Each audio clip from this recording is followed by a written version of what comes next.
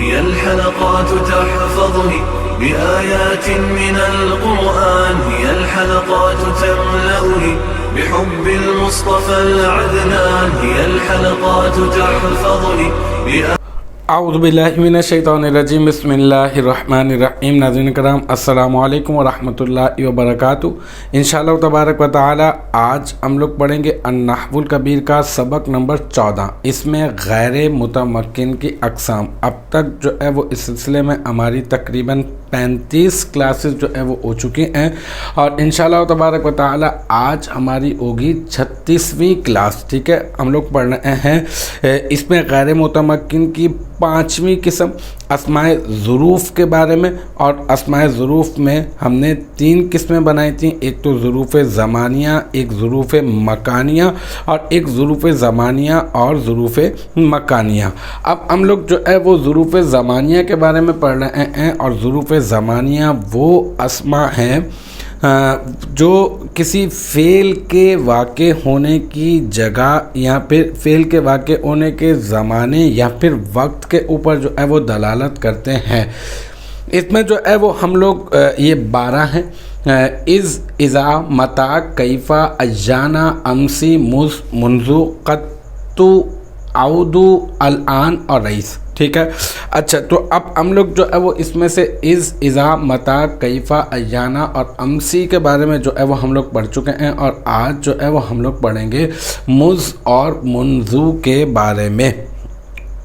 تو مز اور منذ کے بارے میں آپ سب سے پہلی تو بنیادی طور پر بات یہ یاد رکھیں کہ مز اور منذ جو ہے ان کا تعلق جو ہے وہ حروف جارہ سے بھی ہے۔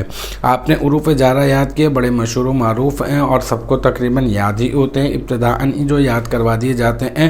یہ 17 ہوتے ہیں: باؤ، تاؤ، کاف، لام، واو، منذ، مسخلہ، ربا، حاشا، من، عدا، فی، ان، علی، حتی، الی، یہ 17 ہوتے ہیں۔ تو اب یہاں پر ان 17 میں سے مز اور منذ یہ اسماء ظروف میں سے بھی ہیں، اور یہ جو ہے حروف جارہ میں بھی شمار کیے جاتے ہیں۔ اس کے بارے میں مزید جو ہے وہ تفصیل ہے، جیسے جیسے آپ استعمال کرتے جائیں گے تو آپ کا ذہن جو ہے وہ آپ کا وسیع ہوتا جائے گا، اور آپ کو جو ہے وہ یہ تمام کی تمام چیزیں آہستہ آہستہ سمجھ میں آنے لگ جائیں گی۔ تو آج کا جو ہمارا موضوع ہے وہ ہے مز اور منذ کے بارے میں ہم لوگ بات کریں گے۔ یہ جو منذ ہے یہ 2 معنی میں استعمال ہوتا ہے۔ ایک تو یہ اس معنی میں استعمال ہوتا ہے جب سے، ٹھیک ہے، اور ایک یہ اس معنی میں استعمال ہوتا ہے اس وقت سے، ٹھیک ہے۔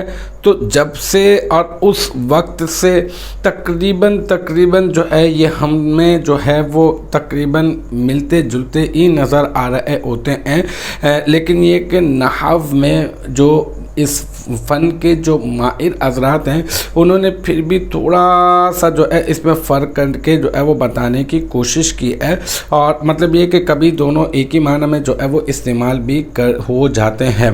تو اس کے فرق کو سمجھنے کے لیے آپ یہ یاد رکھ لیں کہ سب سے پہلے ایک ہے اس میں استفہام، متی، اور متی جو ہے اسماء ظروف میں سے بھی ہے، اس کو ہم پڑھ بھی چکے ہیں۔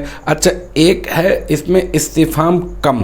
متی کا معنی ہوتا ہے کب، ٹھیک ہے، اور کم کا معنی ہوتا ہے کتنے یا پھر کتنی، ٹھیک ہے۔ تو اس طرح سے بھی ہم لوگ جو ہے وہ ہم لوگ اس کو یاد رکھتے ہیں کہ یہ کتنے اور کتنی کے لیے جو ہے وہ استعمال کیا جاتا ہے، اور متی کا استعمال جو ہے وہ ہوتا ہے کب کے لیے۔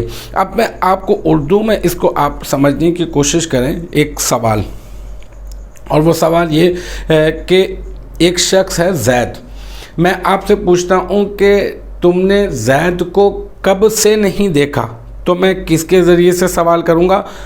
متی کے ذریعے سے سوال کروں گا کہ متی ما رأیتہ زیدن، تم بتاؤ کہ تم نے زید کو کب سے نہیں دیکھا۔ تو آپ اس کے جواب میں یہ کہیں گے کہ میں نے اس کو جمعے کے دن سے نہیں دیکھا، میں نے اس کو بدھ والے دن سے نہیں دیکھا، تو آپ کب کے جواب میں اس طرح سے جواب دیں گے. اور اگر میں آپ سے اس طرح سے پوچھوں کہ تم نے کتنی مدت ہو چکی ہے اب تک کہ تم نے زید کو نہیں دیکھا، کتنی مدت سے تم نے نہیں دیکھا، تو کتنی کے سوال کے لیے آپ کریں گے کہ کم مدتن ما رأیتہ زیدن، کہ تم نے کتنی مدت سے جو ہے وہ زید کو اب تک جو ہے وہ نہیں دیکھا ہے. تو کتنی کے لیے مدت کی جمی مدت کے سوال کے لیے آپ کم کا حرف استفہام کا یا اس میں استفہام کا استعمال کریں گے، اس کے ذریعے سے سوال کریں گے. اور اگر کب سے نہیں دیکھا تو اس کا سوال آپ کریں گے متا کے ذریعے سے. یہ بنیادی طور پہ آپ نے اس کو سمجھ لیا. اب ہم یہ سمجھتے ہیں اس کی جو ہے وہ مز اور منذ کی دو حالتیں ہوتی ہیں.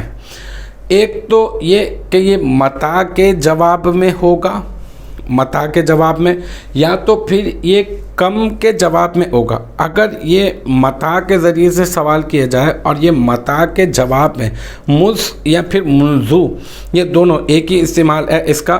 مز اور منذ یا تو متا کے جواب میں ہوں گے یا تو یہ کم کے جواب میں ہوں گے. تو اس کی دو حالتیں ہیں. پہلی حالت متا کے جواب میں ہونا اور دوسری حالت ہے کہ کم کے جواب میں ہونا. تو یاد رکھیں جب متا کے جواب میں ہوگا، یہ متا کے ذریعے سے سوال کیا جائے گا اور پھر آپ جواب دیں گے اور مز اور منذ کا استعمال کر کے آپ جو ہے وہ بتائیں گے کہ کب سے نہیں دیکھا.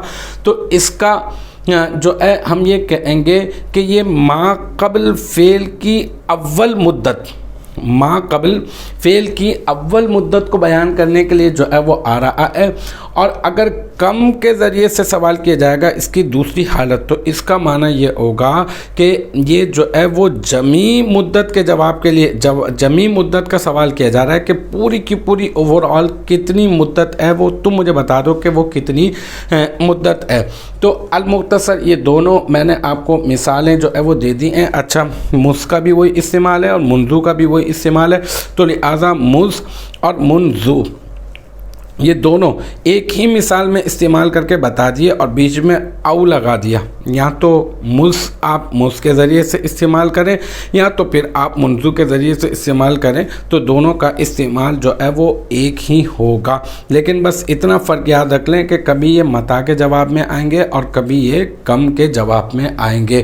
اگر متا کے جواب میں ہو، جب یہ ما قبل فعل کی اول مدت بیان کرنے کے لیے آئیں گے، تو اس کا سوال یہ اس طرح سے ہو سکتا ہے کہ ما رأیتہ مز، یہ میں آپ کو جواب ہی بتا رہا ہوں. ما رأیتہ، یہ جملہ میں آپ کو بتا رہا ہوں کہ ما رأیتہ